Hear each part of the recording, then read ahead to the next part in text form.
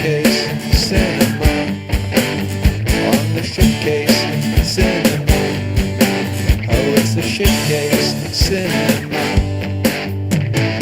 I'm the master, and you're the puppet. Oh man, Puppetmaster? Why the hell am I reviewing this?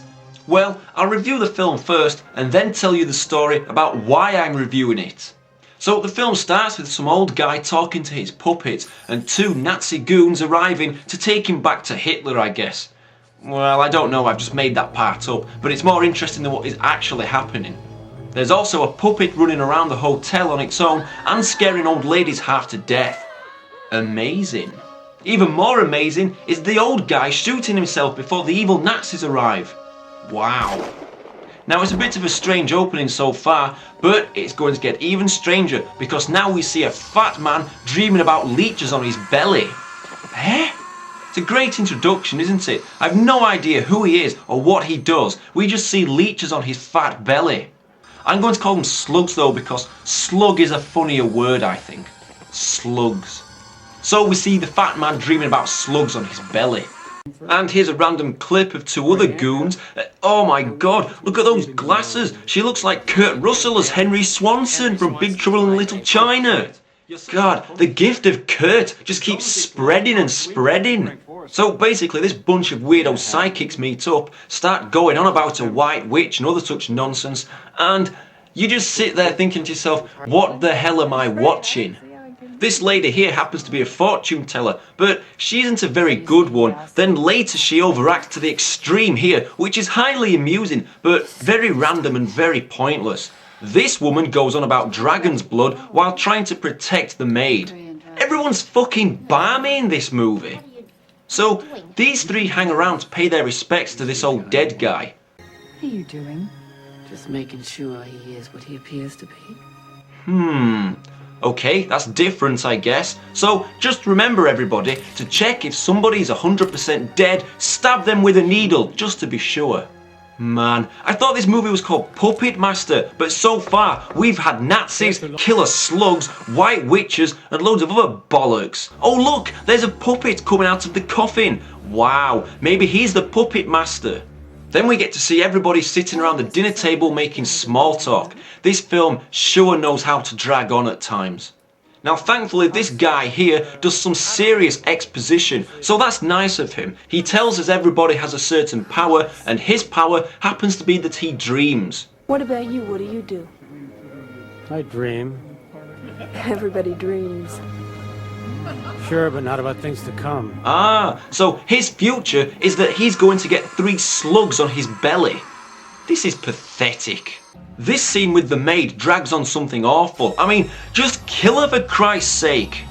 Finally! It's not even worth waiting for, but it's satisfying on some shit level. Cut to a scene of the dead guy sitting in a chair. What? This film just makes no sense. I mean, look at this. This woman talks to a stuffed dog and strokes it. I mean, words can't do it justice. Why is this film called Puppetmaster? I'd just call it random bag of bullshit. What's going on? Oh my god, the puppets are bloody peeping Toms! Whatever next? This is so bad. So they enter the room and this puppet has a drill on his head, so he kills this woman who just happens to be laying there and she doesn't even move. I mean, come on, give that actress a shit award for being a shit actress. Or something. Then this female puppet vomits up leeches, slugs, onto this guy who's tied up, so he gets covered in slugs, and it's just ridiculous. Can you seriously believe there was a sequel to this? And a sequel to that, and so on, all the way up to Puppetmaster 9, I think, and there's even a 10th one coming out sometime in 2010. And I've read that they're naturally going to remake the original. I mean, seriously, can somebody out there just take a plane, fly to Hollywood, but take a baseball bat with you, locate the idiot who thinks that every single film needs remaking these days, and destroy and annihilate him? It's beyond a joke now.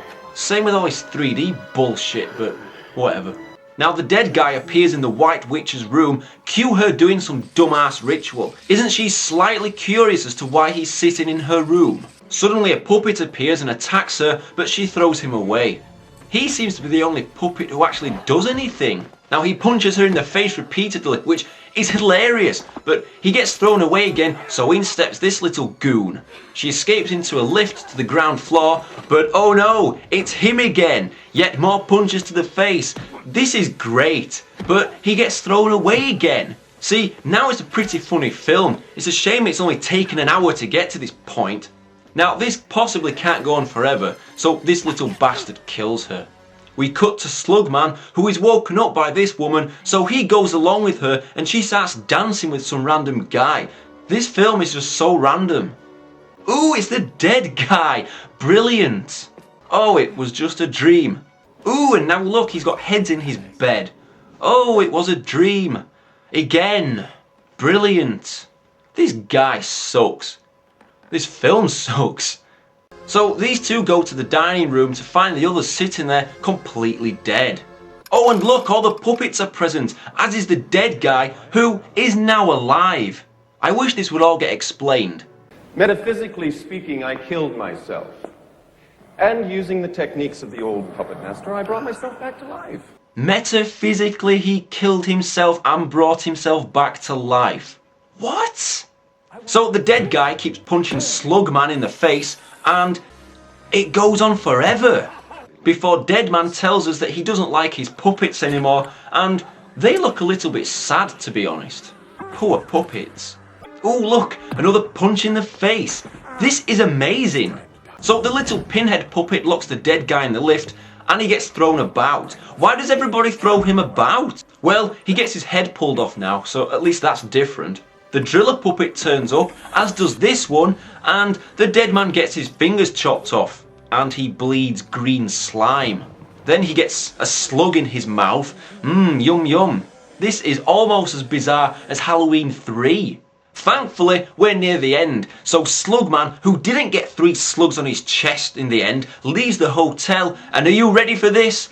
This stuffed dog comes to life, and then the film ends.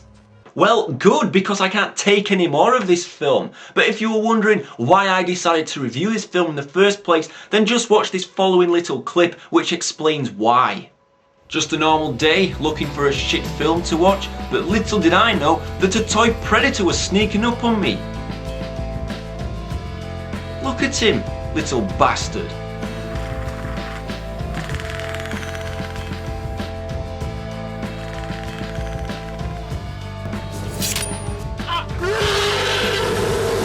So, I knocked that little turd out of the way, and oh dear, I was then knocked down by an E.T. puppet. He looks really weird, don't you think? Good. So he flies at me, not that E.T. can actually fly, and we have a little scuffle on the floor, while more toys seem to come to life. Now, naturally winning the battle against E.T., I wasn't going to hang around when there are shit movies to review, so I ran away. Run away! Run away! Run away! Only to be tripped up by a Hulk Hogan toy. All the training, all the prayers, all the vitamins. Oh no! Not Hulk fucking Hogan! Yes, Hulk fucking Hogan. So, this is how I came about reviewing Puppetmaster, by being abused by toys that come to life. So, anybody fancy seeing a review on the other Puppetmaster films? Do it yourself.